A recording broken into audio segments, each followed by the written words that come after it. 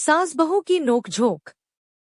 यह कहानी एक साधारण से भारतीय परिवार की है, जिसमें रिश्तों की गर्माहट, तकरार, समझ और प्रेम की परतें एक एक करके खुलती हैं।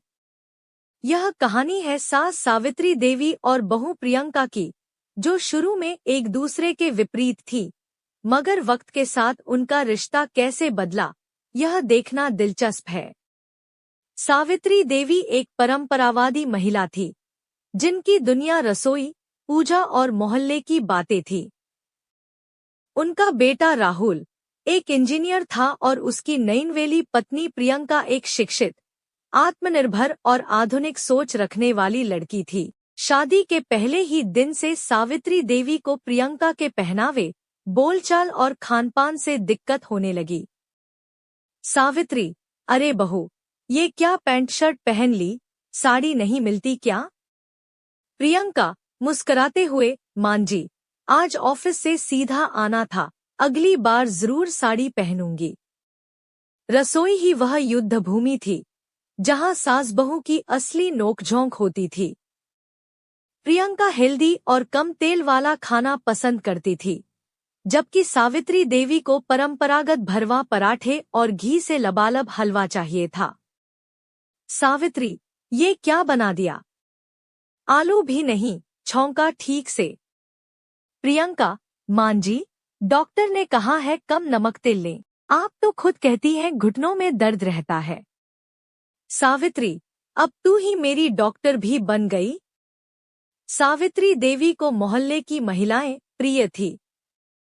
जब वे प्रियंका की आज की बहू वाले स्टाइल की बातें सुनती, तो जलन और आलोचना दोनों करती।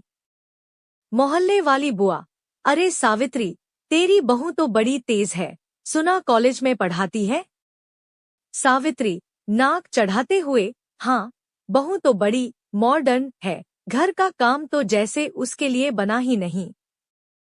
प्रियंका को ये बातें चुभती थी, मगर वह चुप रहती, सच्चाई वक्त के साथ साबित करने का फैसला करती। एक दिन सावित्री देवी सीढ़ियों से गिर गई। प्रियंका ने ऑफिस से छुट्टी ली, दवा, खाना, तेल मालिश सब खुद किया। उस दिन सावित्री की आंखें नम थी। सावित्री, बहू, तूने तो बेटा बनकर निभाया, मैं तो तुझे बस बहू समझती रही। प्रियंका, मां जी, सास हो या मां, घर एक ही होता है, बस थोड़ा समझने की देर होती है। अब सावित्री देवी सुबह की चाय प्रियंका के साथ लेती हैं। बहस अब भी होती है, लेकिन उसमें प्यार छिपा होता है।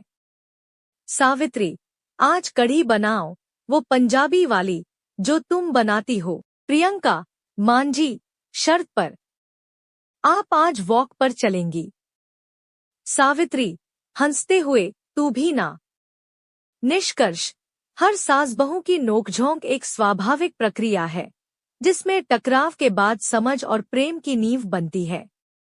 बस जरूरत है थोड़े धैर्य, थोड़ी समझदारी और ढेर सारे प्यार की। सास बहू के रिश्ते में अक्सर नोकझोंक यानी छोटी मोटी तकरार होती रहती है, जो एक सामान्य पारिवारिक जीवन का हिस्सा है। लेकिन इस रिश्ते में प्यार और समझदारी होने पर कई लाभ होते हैं। एक, परिवार में शांति और सामंजस्य। जब सास और बहू एक दूसरे को समझने लगती हैं, तो घर का माहौल शांतिपूर्ण और सुखद हो जाता है। 2, मजबूत भावनात्मक समर्थन। सास बहू को एक माँ की तरह सहारा देती है, और बहू भी एक बेटी की तरह स्नेह देती है, जिससे दोनों को मानसिक और भावनात्मक समर्थन मिलता है। 3, साझेदारी और सहयोग। दोनों मिलकर घर के काम, बच्चों की परवरिश और पारिवारिक जिम्मेदारियां अच्छी तरह निभा पाती हैं। 4, अनुभव और ऊर्जा का मेल। सास के अनुभव और बहू की नई सोच का मेल परिवार के विकास के लिए फायदेमंद होता है। 5, बच्चों पर सकारात्मक प्रभाव। जब बच्चे सास और बहू के बीच प्यार और सम्मान देखते हैं, तो वे भी वही संस्कार सीखते हैं।